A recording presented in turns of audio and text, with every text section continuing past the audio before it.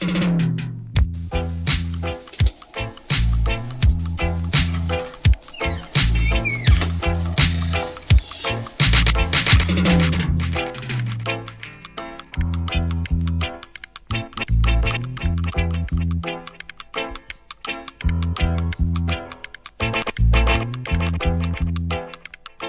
we're going to be talking about the importance of the cassette tape in the history of reggae music, sound system cassettes, trading of cassettes, and my personal experience growing up buying reggae cassettes.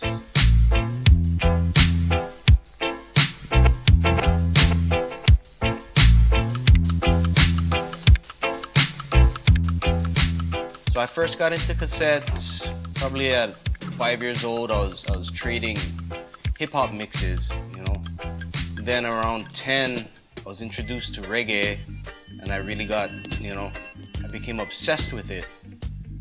So at the time, cassettes were the main medium that people were into as far as, collecting and listening to music, cassettes and records.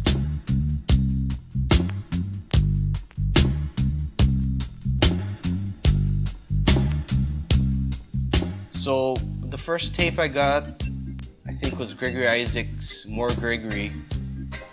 And after that, every week I just go to the record store, Harry's, which was down the street, or Jelly's, and I'd buy a Gregory Isaac's tape. So my ways of collecting were a little different, as I had more of a completist kind of mentality where I wanted every cassette from that artist. So Gregory Isaacs was the first.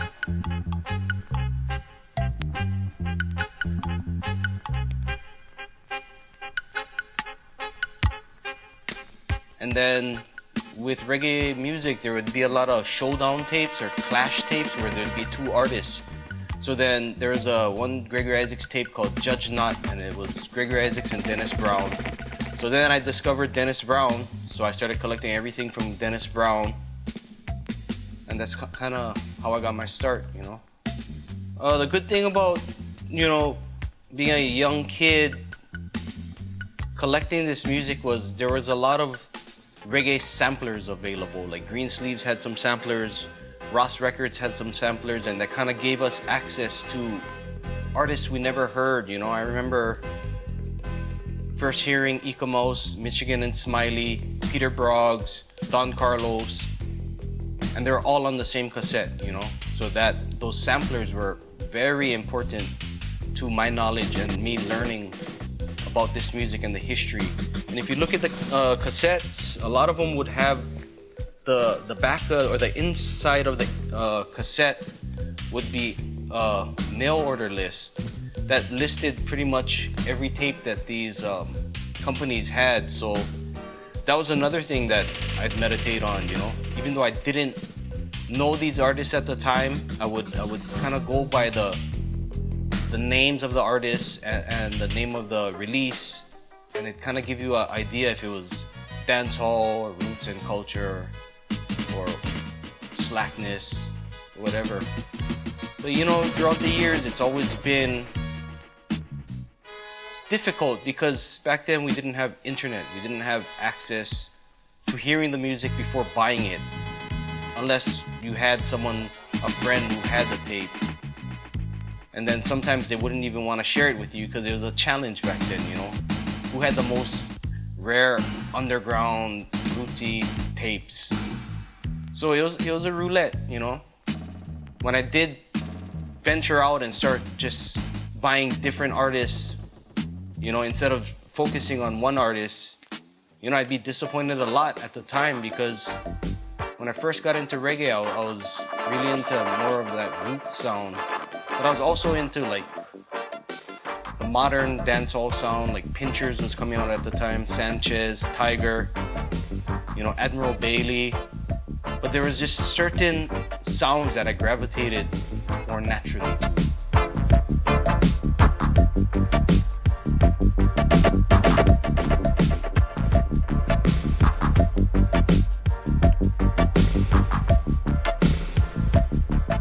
So back in the days, a lot of the tapes I didn't like, I would sell in order to get new tapes, and I highly regret it nowadays because you can't even find tapes, pretty much. At least reggae tapes are very hard to find nowadays, you know. So I consider myself very fortunate to have grown up in a time when tapes, that's what we had, you know. We didn't have internet sites to buy stuff. We had the record store. We'd go there all the time, and every day would be different, you know. There'd be used tapes for $3, so you could find some good used reggae stuff, or any genre actually. But because it was so important, the cassette at that time, there was always a fluctuation, people buying and selling cassettes and records. So the stock of reggae cassettes at these stores was always changing, you know, because cassettes were so sought after back then.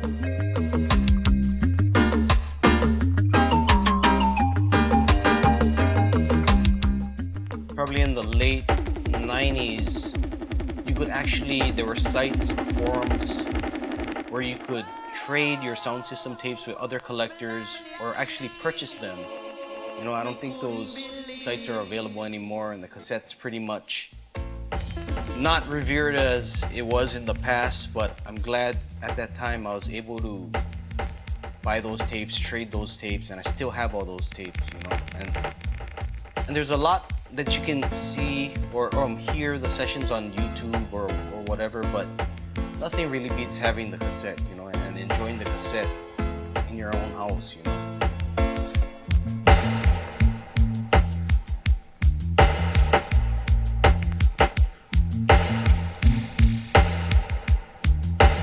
I mean, nowadays you hear the term crate digging or digging, you know. I mean, it's always been a term that everybody used, but I don't think the essence is the same, you know. Back then, we didn't have the option of buying online. You know, we'd have to go to the store and thus dig, you know. And I have fond memories of that because that's pretty much, I think it taught my hands how to work faster, you know, digging through records and stuff. And I think it's a lost feeling, you know. I mean, there's still a lot of record stores, and nowadays there's a lot of shops popping up, but the prices are much more expensive, you know. And it's harder to find good used reggae, at least, you know, nowadays. What you got? Some vintage things. I'm sure you get choke up on, but yeah. Some history right here, bro. This is like it's the one we take outside, you know, for Sata with the tape player outside. I wanted to let you listen to this one, bro. Whis from Israel Vibration, his solo album from '84. Wow. Mr. Sunshine. This was released on Ja Life, you know. Real hard to find on record or cassette, so. Well, you like hear them, maybe. Guarantee. Right. It sounds so good. Yeah. Morning, Mr. Sunshine, you're here to brighten our day. Good morning, Mr. Sunshine, your light makes the world so good. You brighten our sorrow. You're here for tomorrow. Although the way may be narrow. First reggae labels that I got into were Mango, which Gregory Isaacs was on, Black Uhuru, Burning Spear, Ijaman. A lot of the bigger names were on Mango. I think that was a subsidiary of Island Records. Ross Records out of Washington, D.C., you know, had a great catalog and introduced me to a lot of stuff, you know. Peter Broggs, Israel Vibration, you know, Live and Learn, who was a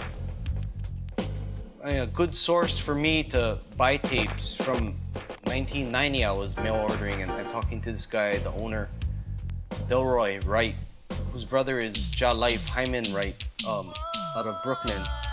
But his label, Live and Learn, like, they had some great tapes.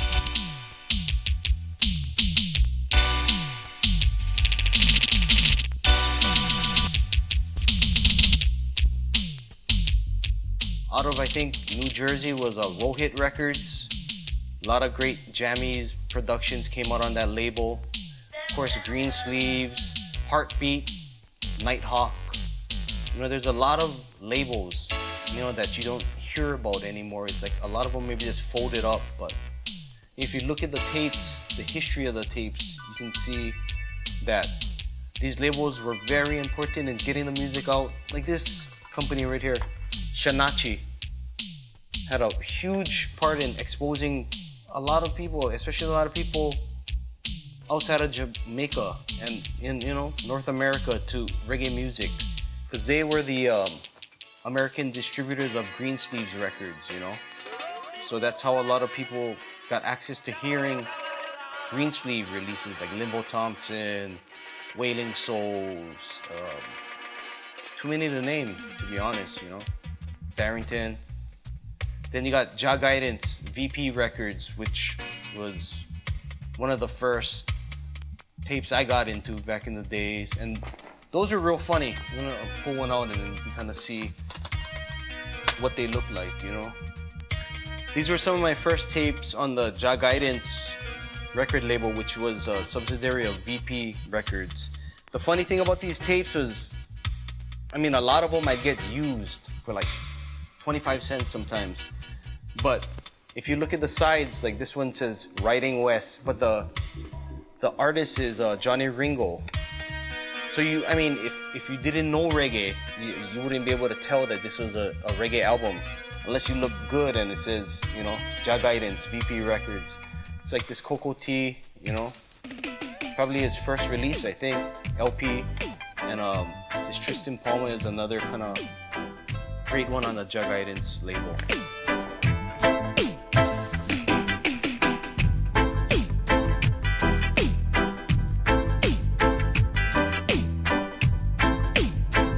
These kind of tapes are real special to me because these are the original Green Sleeve tapes from England, original press, you know, Junior Reid, Boom Shakalak, Hugh Mundell. These tapes I got from working at that reggae store that I used to work with. My boss, Ed Shepherd, used to bring in all that kind of music. These are the tapes that were coming out of Jamaica. I think most of them came out of 2 or 3 pressing plants, you know. You had Sonic Sounds, you had Dynamic Sounds, and you had another one called Sunset. So if you look at these tapes, you know, Sonic, Toyan, you know, Early B. Oh, Tough Gong actually did some stuff too. Sunset.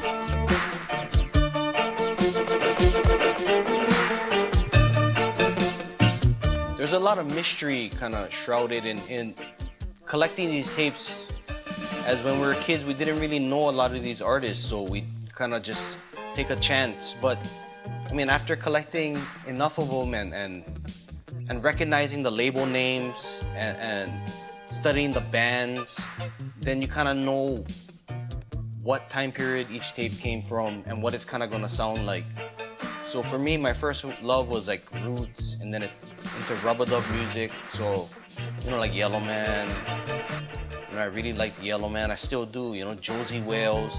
I remember one time my house got robbed, and a couple times actually. And the bed that I had when I was probably 14 years old, there was drawers underneath the bed that the drawers were taken out of, and I'd stash all my boxes of tapes under there and cover it with the bed sheet. So when I came home, found out my house got robbed, I was like, oh shit, my tapes. Then there's just Jah Guidance. They didn't lift up the bed sheet, and all my cassettes were saved. And I still got all those cassettes.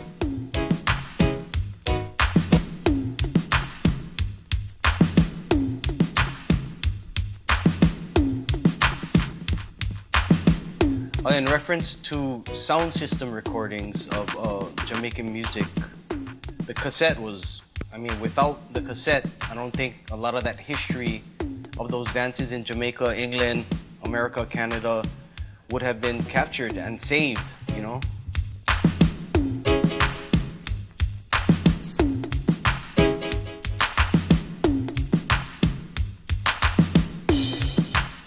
Like these right here, these tapes, Dancehall Explosion, DJ Explosion, part 1 and 2 on Heartbeat Records.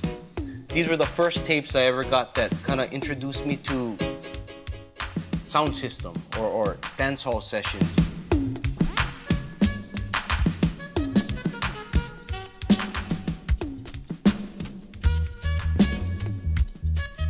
You know, another one of the first was Yellow Man at Live at Aces. That was one of the first sound system recordings that you could buy. And the rest of the sound system stuff was pretty much by trade, or in Jamaica they'd sell it on the street. Or in England, what would happen is, because there was a big Jamaican population, I think they would record the dances in Jamaica and they would make their way over to England. And that's how the English Jamaicans, or the Jamaicans living there and just the England people in general, got access to that music, started learning about the dancehall session, you know.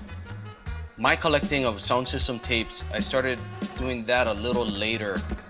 I had some mentors in the area, like my brethren Kochi, who was a big sound system tape collector, and you know, he gave me access to that, so I would pretty much buy or just pay him to rub off copies of those tapes for me. You know, I had some brethren from Japan who were living here probably in the early 90s. They introduced me to a lot. My boss at the time, Ed Shepard, the store I was working at when I was around 14, a reggae music store, he'd bring in Stone Love tapes and all kind of live sessions from New York, you know. So I always had knowledge of the tapes. They just weren't really as important to me as they are now. These ones come from Gaffa Blue out of England. So Jack Ruby Dance. Jack Ruby was a sound system, you know, famous sound system. So Yellow Man, Fathead, Bobby Culture. And you could actually buy these tapes, you know. This is another one, came out on a US label called Clappers. This is Jack Ruby High Power.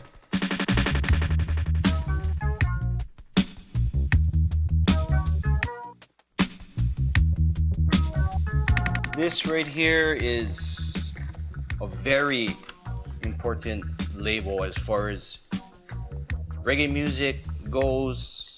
You know, this is Roar Records. And the thing about Roar, it was an American company that originally only released on cassette. So if you look at these cassettes, you know, some crucial stuff that you wouldn't have access to. Oko Ono, who's like a crucial dub poet. You know, some dancehall style, Chicken Chess, Miss Leslie Thunder, Russ Michaels, Rastafari and dub. And this one is very, very rare and special. This is I've never actually seen it other than my copy. It's called Brother D Up Against the Beast and Silver Fox. And basically what it is a revolutionary hip hop rapper from like the early 80s and a Jamaican DJ going kind of on the same rhythms, you know, back to back in a dancehall style. This is a real special one. This here is how I learned a lot about different artists. This is what we call the Clash kind of cassettes. I think the Clash concept was made famous by a Channel 1 label. They put out a lot of early 80s Clash, which basically was just two artists on the same record. I've never seen any on cassette. I'm sure they had some before, but I've never seen them. But this is like some of my favorites right here. Junior Reid meets Don Carlos. This is on the Live and Learn label I was talking about.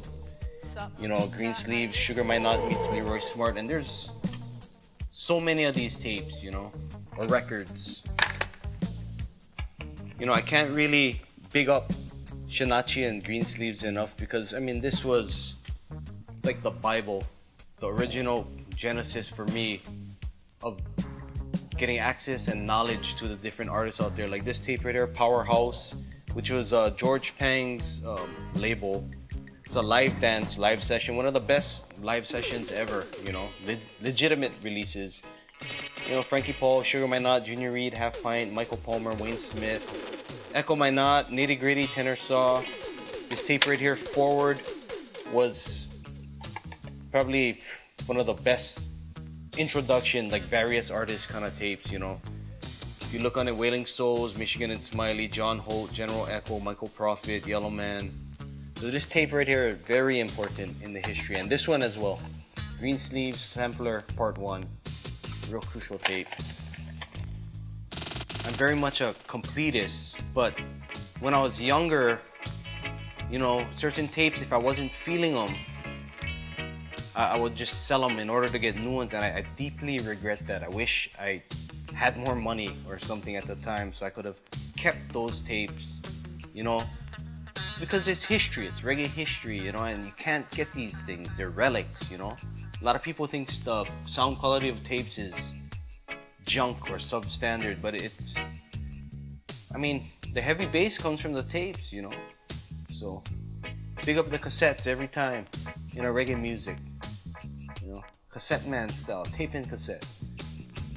You know, a lot of tunes were written about the subject of tape and cassettes, walking to the dance hall with your boombox or your little Walkman with your blank tape and actually recording those sessions, you know, for yourself. That's how they did it in England for a long time. Like a lot of the Josh Shaka's early sessions were just, they weren't even, the feed wasn't tapped into the mixing board how it was in Jamaica in the early 80s. You know, it was just, there would be a table, people would set their little Walkmans down or their recorders and tape the dance like that. So a lot of those tapes, those UK tapes, there's just heavy bass, you know, you can hear people talking, bottles dropping, you know.